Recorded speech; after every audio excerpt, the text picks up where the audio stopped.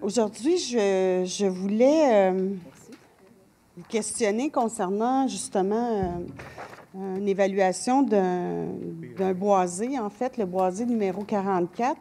Vous avez les feuilles descriptives qu'on est en train de vous remettre. Ces feuilles-là ont été distribuées lors des échanges, les rencontres citoyennes. En fait, une d'entre elles, c'est deux fiches qui sont pareilles, à l'exception de la valeur marchande qui est inscrite à droite en bas. Sur l'une des feuilles, un montant de 5,5 millions et quelques qui est écrit pour la valeur du boisé.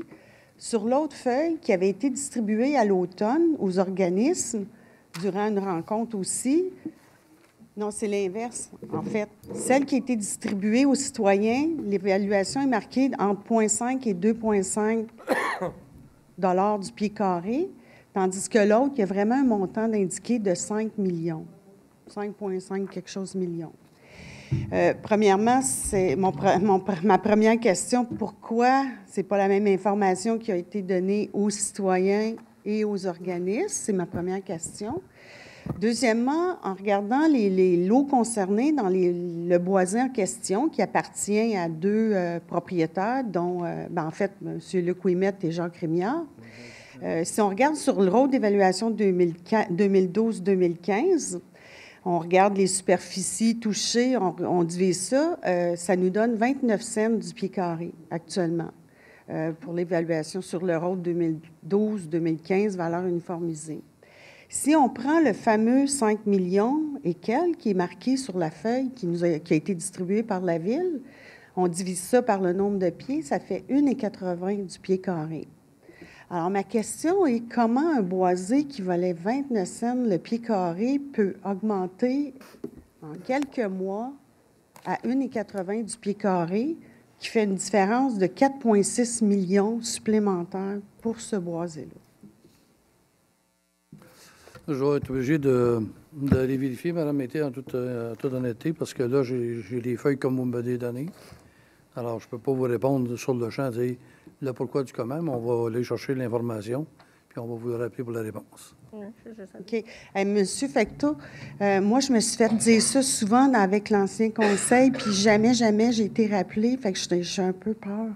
Bien, je pense que je comprends votre interrogation.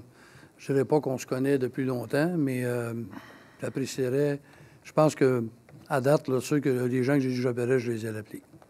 Donc, l'ancien conseil, c'était l'ancien conseil. Mais, en tout cas, étant donné moi, je ne donne pas de réponse à donner. Fait que ce soir, vous me posez la question. OK. Mais... Je constate, comme vous, qu'il y a une différence. Vous me dites que le diviser, mais comme je vous dis, là, non, je comprends. Je reçois les documents là, sur de même, à froid. Puis, je serais prétentieux de vous dire que je vais essayer de vous donner une réponse qui n'est pas correcte. Mais soyez assurés que je contacte les gens. Mais il y a une chose que vous devez, en fait, que je pense qui est claire, c'est que du moment où on fait un changement de zonage pour avoir de l'urbain au lieu du périurbain, on sait que la valeur des terrains augmente de façon substantielle. C'est un fait, ça, M. Fecteau?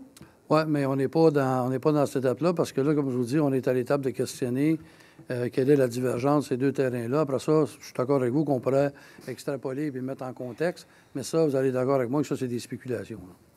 Je ne veux pas spéculer ce soir. Là. OK. Vous me demandez une réponse, je vais vous arriver avec la réponse juste en connaissance de cause. Mais si vous me permettez, je ne spéculerai pas, parce que sinon, ça voudrait dire qu'on pourrait aller jusqu'à dire que est-ce qu'on a fait exprès. Il y en a qui pourraient peut-être penser ça. Je sais que c'est pas ça que vous pensez. OK, mais en tout cas, ce serait intéressant. Je suis vraiment curieuse d'avoir la réponse. Vous allez l'avoir. Merci. Merci.